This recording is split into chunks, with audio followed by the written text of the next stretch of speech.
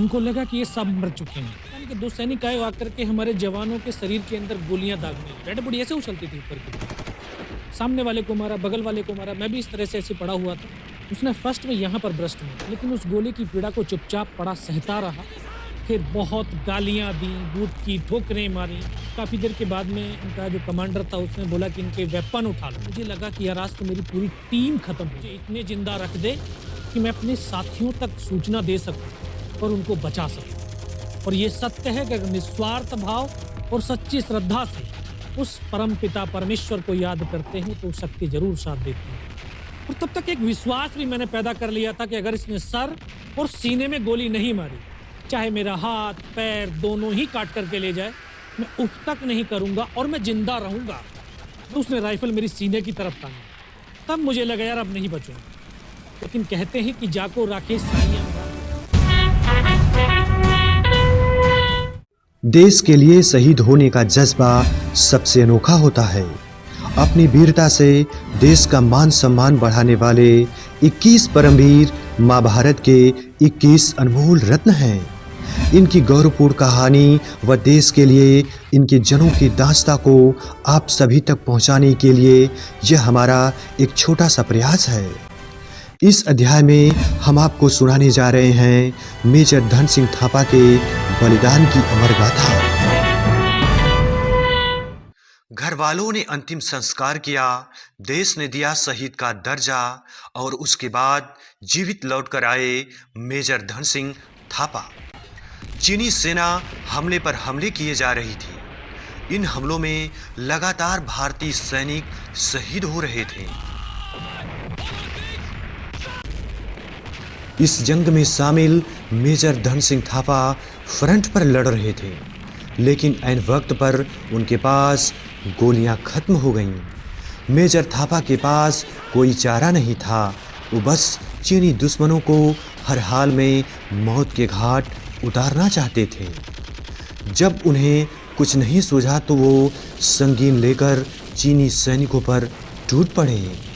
संगीन से ही कई दुश्मनों को उन्होंने मार गिराया।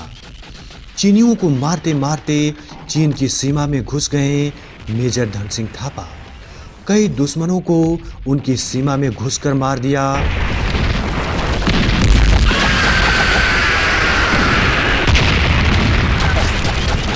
मेजर थापा अगस्त 1949 में भारतीय सेना के 8वीं गोरखा राइफल्स में कमीशन अधिकारी के रूप में शामिल हुए थे।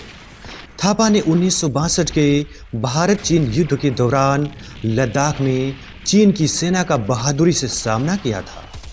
लद्दाख के उत्तरी सीमा पर पांगोंग झील के पास चुशूल हवाई पट्टी को चीनी सेना से बचाने के लिए सिरजाप घाटी में गोरखा राइफल्स की कमान संभाली। सन 1962 को चीनी सेना के करीब 600 सैनिकों ने तोपों और मोर्टारों की मदद से थापा की पोस्ट पर धावा बोल दिया। गोरखा दुश्मन के साथ पूरी ताकत से लड़े और बड़ी संख्या में चीनी सैनिकों को मार गिराया। उन्होंने चीनी सैनिकों के मंसूबों को नाकाम कर दिया। दुश्मन गोरखा के जाबाजी हमले को देखकर हैरान था। गुस्से में आकर उन्होंने थापा की पोस्ट पर हमला कर दिया और उसमें आग लगा दी। इस हमले के बाद अब थापा सिर्फ अपने 3 साथियों के साथ बंकर से मिशन को अंजाम दे रहे थे। तभी एक बम उनके बंकर पर आ गिरा। बम फटता इससे पहले वह बंकर से बाहर कूद गए और हाथों से ही दुश्मन को मारने लगे। कई दुश्मनों को वे चीन की सीमा में पहुंचकर मारने लगे, लेकिन चीन की सेना ने उन्हें बंदी बना लिया।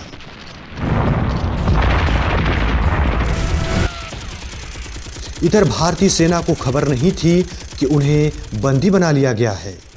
देश, आर्मी और घर वालों ने उन्हें शहीद मानकर मेजर थापा का अंतिम संस्कार कर दिया। लेकिन बाद में जब चीन ने भारत के बंदी बनाए सैनिकों की सूची सौंपी तो उसमें धन सिंह थापा का भी नाम था। थापा को बंदी बनाए जाने के बाद उन्हें कई तरह की प्रताड़ना से गुजरना पड़ा था। मगर इस गोरखा को वह झुका नहीं पाए। चीनी सेना में भी मेजर थापा के इस साहस की चर्चा थी।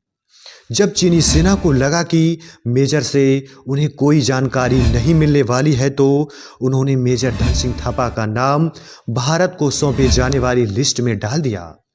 चीनी सेना ने जब इस लिस्ट को भारतीय सेना को सौंप दिया तो पूरे देश में खुशी की लहर फैल गई थी। युद्ध खत्म होने के बाद जब ये भारत लौटे तो पूरे देश में जश्न का माहौल था।